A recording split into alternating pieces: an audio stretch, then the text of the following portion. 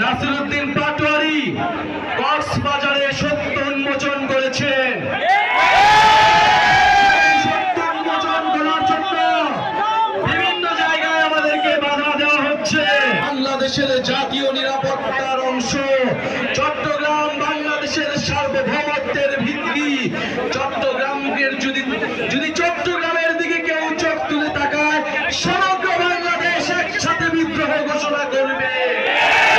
প্রিয় সংগ্রামী চট্টগ্রামবাসী, প্রিয় চট্টগ্রামবাসী, আমরা এসেছি এই মাটিতে যেখানে শহীদ ওয়াসিম শহীদ হয়েছিলেন, জুলাই গণঅভ্যুত্থানে শহীদ শান্ত, শহীদ ফারুক সহ অসংখ্য শহীদ এবং আহতরা এই চট্টগ্রামে মুক্তি দিয়ে লড়াই করেছিলেন।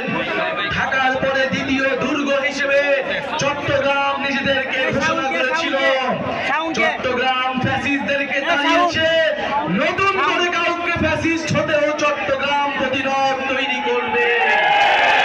প্রিয় চট্টগ্রামবাসী, আপনারা দেখেছেন জাতীয় নাগরিক পার্টির সম্মানিত বিপ্লবী মুখ্য সমন্বয়ক নাসিরউদ্দিন পাটোয়ারি কক্সবাজারে সত্য উন্মোচন করেছেন।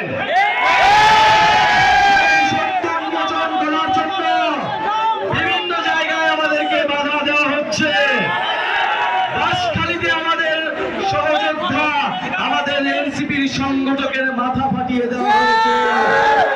গণঅভ্যুত্থানের সময় আমরা বলেছিলাম বাধা দিলে বাঁধবে লড়াই, এই লড়াইয়ে জিততে হবে। আমরা আজও বলতে চাই, বাধা দিয়ে জাতীয় নাগরিক পার্টি তারুণ্যের শক্তি, চট্টগ্রামের শক্তিকে থামানো যাবে না।